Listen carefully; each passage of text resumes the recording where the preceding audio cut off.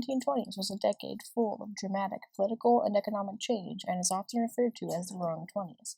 Americans were spending more money than they had, and life was an extravagant social playground. However, everywhere else in the world, things weren't as colorful. Many countries were still buried under the rubble of World War I, which ended in 1918. Many Americans migrated to France around this time due to a variety of reasons, such as serving in the military or purely humanitarian interests. American journalists reported the sights of the destruction and post-war attitude to the people back in the States, and soldiers stayed in France after their service. Most are drawn to the intellectual, artistic, and sexual freedoms of Paris. Such people are known as expatriates, or expats for short. Despite the wreckage, Paris held on to its artistic reputation and social freedoms. A large neighborhood on the left bank of the River Seine, called Montparnasse, rose as the hub of Paris's artistic community and is well known for its history in jazz music and intellectual debate. Flocks of artists, American and French-born alike, flocked to the neighborhood's cozy cafes and bohemian bars, unlike those in the U.S. who are currently under prohibition. John Cocteau, author of Beauty and the Beast, once said poverty was a luxury in Montparnasse. Impoverished artists were often left undisturbed if they fell asleep at their table in a bustling cafe, and some places even accepted drawings as insurance if the artists couldn't pay their bills. Sylvia Beach was one of the most important expatriates. She opened the first female-operated English-speaking bookstore in France. Nancy Woodbridge Beach, who later changed her name to Sylvia, was born in Baltimore in 1887, but moved to Paris during the end of World War I to study French literature.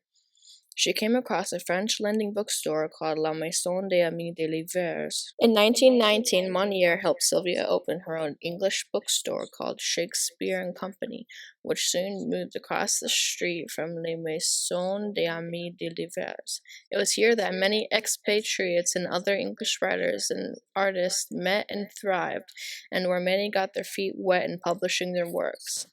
Controversial works such as James Joyce's Ulysses were created here. She was forced to close in 1941 despite a movement to help her stay open. Many members of her store donated hundreds of dollars, yet it wasn't enough. She remains famous for her strong influence in many great authors and artists such as Ernest Hemingway. Emanuel Radnitsky, better known as Man Ray, was a child of Russian Jewish immigrants and was born in southern Philadelphia. He moved to Montparnasse in 1921 to further his career in art, becoming one of the most well-known expatriates in the art world. He created several photography and painting collections, as well as a few experimental films. He was forced to move back to the States during the Second World War, but returned to Montparnasse in 1951, where he stayed until his death. Man Ray stands as a founder of surrealism in art, as well as a creator of rayographs.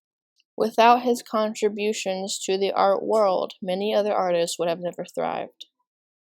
Ernest Hemingway was born in Oak Park, Illinois. He responded to a Red Cross recruitment in Kansas City and signed on to be an ambulance driver in Italy. He was mortally wounded by mortar fire and was forced to move back to the States, only to move to Paris in 1921. Hemingway moved around and published stories for Toronto Star Weekly.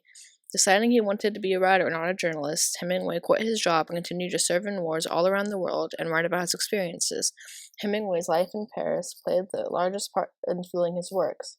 In 1954, he won the Nobel Prize for Literature. Ernest Hemingway's life is an important one, and his stories and nonfiction publications are some of the most prized. Ezra Pound was born in Hailey, Idaho. By the time he moved into Paris in 1921, Pound was already a fairly well-known poet. While in Paris, he helped at Shakespeare and Company and continued to publish his poems. Pound became good friends with many expatriates while in Paris, only to move away in 1924. He found residence in London, where he met with other expatriates such as T.S. Eliot. Despite his residence in Paris being very short, he influenced many creators, and his life in France followed him for the rest of his life. F. Scott Fitzgerald was born in St. Paul, Minnesota. He wrote for 3 magazines while in college, only to drop out and join the military. The war ended before he was ever deployed. He made several trips to Paris in the early 1920s to visit the expatriates and became good friends with many of them. Although he never had a permanent residence in Paris, he spent enough time there that he might as well have. Fitzgerald wrote several short stories for magazines such as the Saturday Evening Post and Esquire. His most famous work is The Great Gatsby, which didn't become popular until after his death. Gertrude Stein was born in suburban Pittsburgh and moved to Paris in 1903, where she stayed for the remainder of her life. She hosted a salon in which many leaders of the art world would meet. Such people include Pablo Picasso and Ernest Hemingway. She wrote several books surrounding her life and female sexuality. She was the author of one of the first coming out stories. During her lifetime, she collected many pieces of art from her friends that were later sought after because of their historical importance. Stein played a huge part in the inspiration and lives of many artists and writers in Paris and is immortalized by it.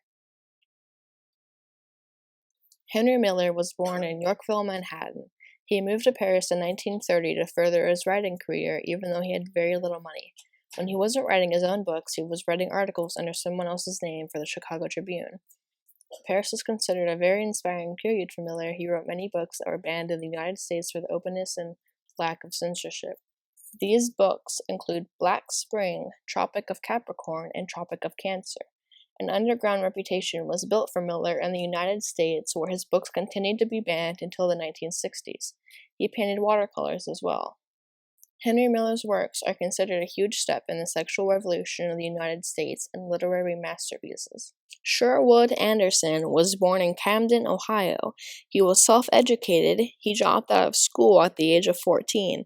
After building a successful career in Chicago in advertising and publishing, he had a nervous breakdown in 1912 that caused him to abandon the life he'd made and become a writer. He never lived in France, yet he made a large contribution to the expatriate movement and helped publish many novels written by expatriates. Anderson is considered a huge inspiration for the lives of authors such as F. Scott Fitzgerald and Ernest Hemingway.